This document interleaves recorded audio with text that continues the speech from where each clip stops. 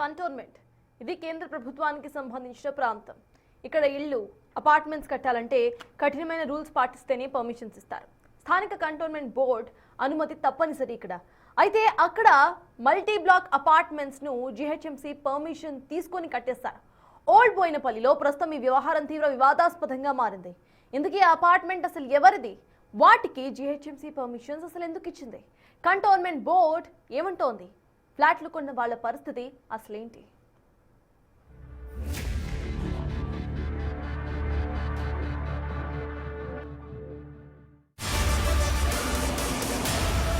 ఇది కంటోన్మెంట్ ఏరియాలో కీలక ప్రాంతం. ఇక్కడ కనిపిస్తున్న ఈ మల్టీ బ్లాక్ అపార్ట్మెంట్ చూడండి. ముందర కేఎస్ఆర్ కన్స్ట్రక్షన్ పేరుతో బోర్డుంది. ఈ బోర్డును చాలా జాగ్రత్తగా చూడండి. జీహెచ్ఎంసీ అప్రూవ్డ్ అని మెన్షన్ చేశారు. ఇంకోవైపు టీఎస్ రెరా అని రాసి నెంబర్ వేశారు. Ready to occupy, only few flats left అని తెలివిగా బోర్డు పెట్టేశారు. ఈ బోర్డు చూస్తే సాధారణ జనాన్ని ఇట్టే అట్రాక్ట్ చేసేలా ఉంది. ఓల్డ్ బోయిన్పల్లిలో మంచి లొకేషన్, కొనడం ఖాయం అనుకున్నారు. కొందరు ఇందులో ఫ్లాట్ కొనుక్కుని నివాసం ఉంటున్నారు కూడా. ఈ అపార్ట్మెంట్ దగ్గరే ఉన్న మరో బోర్డు చూడండి. ప్రాజెక్ట్ అప్రూవ్డ్, మాధవరం ఎస్టేట్ అని రాసుకున్నారు. అప్రూవ్డ్ బై ఐసిఐసిఐ బ్యాంక్ అని బోర్డు పెట్టారు. వీటిని చూసే జనం ఏమనుకుంటారు? క్లియర్ టైటిల్ ఉంది, పర్మిషన్స్ అన్ని పక్కాగా ఉన్నాయి కాబట్టి ఐసిఐసిఐ బ్యాంక్ కూడా అప్రూవ్ ఇచ్చింది. అద్భుతం, కళ్ళు మూసుకుని కొనుక్కోవచ్చు అనుకుంటారు. ఇందులో ఫ్లాట్ కొంటే హోమ్ లోన్ కూడా ఈజీగా ప్రాసెస్ అవుతుందని నమ్ముతారు. అయితే ఇదంతా ఓ పెద్ద మాయాజాలం. ల్యాండ్ పేపర్స్ లో, పర్మిషన్ పేపర్లలో కనిపించేదంతా కరెక్ట్ కాదు, అమ్మే వాళ్ళు చూపించేదంతా నిజం కాదు అనటానికి ఈ ప్రాజెక్ట్ పెద్ద ఎగ్జాంపుల్ అంటున్నారు. ఎందుకంటే ఒక్కసారి ఈ మ్యాప్ చూడండి. ఇక్కడ మీకు కనిపిస్తున్న ఈ జీహెచ్ఎంసీ బార్డర్ లైన్ చూడండి. కంటోన్మెంట్ కు జీహెచ్ఎంసీకి హద్దు స్పష్టంగా మెన్షన్ చేసింది. ఇక్కడ మార్క్ చేసిన ప్లాట్ ఓల్డ్ బోయిన్పల్లిలోని సర్వే నంబర్ 93/AA లో ఉంది. ఈ ల్యాండ్ లో ఇక్కడ హైలైట్ చేసిన స్థలాన్ని ఒక్కసారి చూడండి. ఇది కంటోన్మెంట్ ఏరియా పరిధిలోనే ఎక్కువగా ఉంది. ఇక్కడ మార్క్ చేసిన ఏరియా కొంచెం మాత్రమే జీహెచ్ఎంసీ పరిధి. స్పష్టంగా కనిపిస్తోంది కదా, ఇదే ఆ రుజువు. కానీ దర్జాగా మొత్తం జీహెచ్ఎంసీ అప్రూవ్డ్ అని బోర్డు పెట్టి అమ్మేస్తుండడమే అస్సలు కాంట్రవర్సీ. ఈ ప్లాట్ లో జీహెచ్ఎంసీ పరిధి కొంచెమే ఉన్నా మొత్తం పర్మిషన్ అంతా జీహెచ్ఎంసీ కిందే తీసుకుని ఇక్కడ కూడా కట్టేశారు. మొత్తం 77 ఫ్లాట్లు. ఇందులో కొన్ని అమ్మేశారు, ఇంకొన్ని అమ్మాల్సి ఉంది. బిజినెస్ 70 కోట్ల పైమాటే. అన్నా ఇది ఉన్నాయా ఇంకా ఫ్లాట్స్? सेल है। ग्राउंड फ्लोर में क्या है ग्राउंड फ्लोर में? ग्राउंड फ्लोर में 2 BHK फ्लैट है। అన్నా సేల్ ఉన్నాయా? 2 BHK గ్రౌండ్ ఫ్లోర్ అంటే ఇంకా కిందనా? ఇప్పుడు మనం ఉన్నదా? 93 lakhs. ఎంత సేఫ్టీ అన్నా? ఎంత సేఫ్టీ అన్నా? 93 lakhs అవుతుందా? ఇది జిహెచ్ఎంసీ కంటోన్మెంట్ అన్న? మరి ఇందులో కోట్లు పెట్టుకున్న వాళ్ళ సంగతి ఏం కావాలి? పేరు జీహెచ్ఎంసీ, పర్మిషన్లు జీహెచ్ఎంసీ, ప్లాట్ ఏరియాలో ఎక్కువ స్థలం ఉన్నది మాత్రం కంటోన్మెంట్ పరిధిలో. ఇదే ఇక్కడ అస్సలు మ్యాజిక్ అంటున్నారు.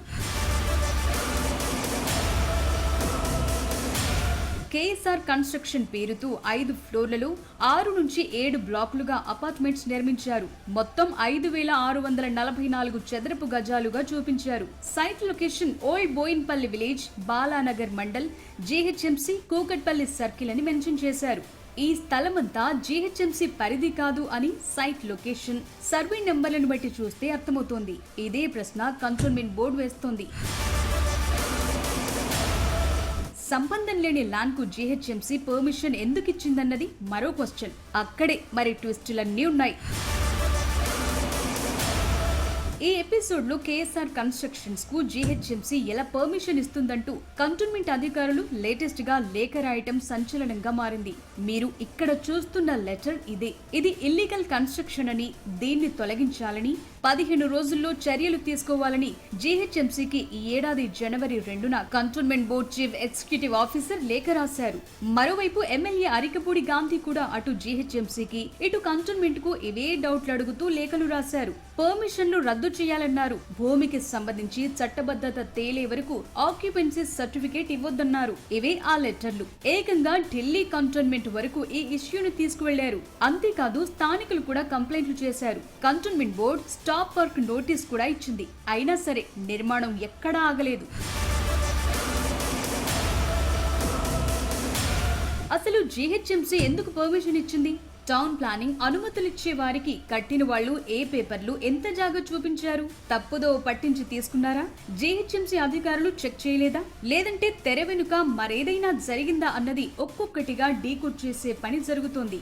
జీహెచ్ఎంసీ ఆఫీసర్లు ఇచ్చే జవాబు ఇప్పుడు కీలకం కాబోతోంది. పాలకు పాలు నీళ్లకు నీళ్లుగా మ్యాటర్ మొత్తం తేలబోతోంది. ఈ ప్లాట్ మొత్తం జీహెచ్ఎంసీ పరిధి కాదు అంటున్న కంటోన్మెంట్ అధికారులు నెక్స్ట్ ఏం చేయబోతున్నారు? కంటోన్మెంట్ పరిధిలోకి వచ్చే ప్లాట్లు 5 ఫ్లోర్లకు పర్మిషన్ ఎవరిచ్చారు, ఎలా కట్టారు అన్న ప్రశ్నలు కూడా వస్తున్నాయి. వీటికి ప్రస్తుతం జవాబు లేకుండా పోయింది. ప్రభుత్వానికి చెల్లించాల్సిన అమౌంట్ తో పాటు నో అబ్జెక్షన్ సర్టిఫికెట్లు తీసుకుని ఈ బిల్డింగ్ కట్టామన్నది ఓనర్స్ చెప్తున్న మాట. మరోవైపు ఈ బిల్డింగ్ కూకట్పల్లి ఎమ్మెల్యే మాధవరం కృష్ణారావు బంధువులు అనుచరుల వ్యవహారం ఉండడంతో అధికార యంత్రాంగం చూసి చూడనట్లు వ్యవహరిస్తోందన్న ఆరోపణలు కూడా వినిపిస్తున్నాయి.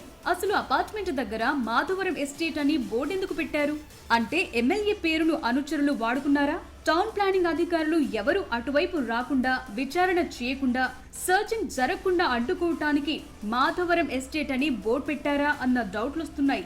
ఈ అపార్ట్మెంట్ కి సంబంధించిన విషయాలపై అటు అధికార యంత్రాంగం గాని ఇటు కూకట్పల్లి ఎమ్మెల్యే కానీ వారి అనుచరులు కానీ బిల్డింగ్ ఓనర్స్ అని చెప్పుకుంటున్న వాళ్ళు కూడా స్పందించేందుకు నిరాకరిస్తున్నారు. దీంతో ఈ ఎపిసోడ్ లో మొత్తం అనుమానాలు మరింత పెరుగుతున్నాయి. నిజానికి ల్యాండ్ కి సంబంధించి క్లియర్ టైటిల్ ఉంటే భవన నిర్మాణ అనుమతులు ఎవరైనా ఇస్తారు కదా. ఇంత దాగుడు మూతలు ఎందుకు అన్న క్వశ్చన్స్ రావచ్చు. అక్కడే అస్సలు మతలబుంది. రక్షణ శాఖ పరిధిలోకి వచ్చే కంటోన్మెంట్ బోర్డులు నిర్మాణాలకు పర్మిషన్లు చాలా కఠినంగా ఉంటాయి. జీహెచ్ఎంసీలో ఇచ్చినంత ఈజీగా మాత్రం అస్సలుండదు. కంటోన్మెంట్ రూల్స్ ఏంటో చూద్దాం. బిల్డింగ్ పర్మిషన్ పొందటానికి ముందే యజమాని మొత్తం బిల్డప్ ఏరియాలో 10% కంటోన్మెంట్ బోర్డుకు మార్టిగేజ్ చేయాలి. నిర్మాణం పూర్తయ్యాక ఎలాంటి ఉల్లంఘనలు లేవని నిర్ధారించుకున్న తర్వాతే board no objection certificate NOC ఇచ్చి ఆ డీడ్ ని రిలీజ్ చేస్తుంది. సాధారణంగా కంటోన్మెంట్ పరిధిలో ఫ్లోర్ స్పేస్ ఇండెక్స్ 1.5 రేషియోకు పరిమితం చేశారు. అంటే స్థలం విస్తీర్ణానికి 1.5 రెట్లు మాత్రమే నిర్మాణం చేపట్టాలి. ఆ లెక్కన ఈ రూల్ తో కంటోన్మెంట్ ఏరియాల్లోని చాలా ప్రాంతాల్లో భవనాలు 4 అంతస్తుల కంటే ఎక్కువ నిర్మించడానికి అనుమతి ఉండదు. అయితే ఇక్కడ మనం చూస్తున్న కేఎస్ఆర్ కన్స్ట్రక్షన్స్ మాత్రం 5 ఫ్లోర్లతో కట్టేస్తుంది. సెలార్ పార్కింగ్ కోసం తవ్వకాలు జరపాలంటే పక్కింటి యజమానుల నుంచి తప్పనిసరిగా కన్సెంట్ తీసుకోవాలి. భవనం చుట్టూ కనీసం 5 అడుగుల సెట్ బ్యాక్ వదలాలి. సెలార్ ఎత్తు 2.75 మీటర్ల కంటే ఎక్కువ ఉండకూడదు. Online building plan application system ద్వారానే దరఖాస్తు చేసుకోవాలి. అనుమతి లేకుండా లేదా ప్లాన్ దాటి నిర్మిస్తే బోర్డుకు కూల్ చేసే అధికారం ఉంటుంది. ఇలా రూల్స్ లిస్ట్ చాలానే ఉంది. సో ఎన్ని కఠినమైన రూల్స్ దాటి కట్టాల్సి ఉంటుంది. ఇలాగైతే లాభాలు రావనుకున్నారా? కంటోన్మెంట్ కళ్ళు కప్పి ఎక్స్ట్రా ఫ్లోర్ కట్టలేమనుకున్నారా? అందుకే జీహెచ్ఎంసీ పర్మిషన్లతో కట్టేశారా? ఇలా కంటోన్మెంట్ బోర్డు అధికారుల ప్రశ్నలకు అటు జీహెచ్ఎంసీ నుంచి ఇటు కేఎస్ఆర్ కన్స్ట్రక్షన్స్ నుంచి జవాబులు రావాల్సి ఉంది.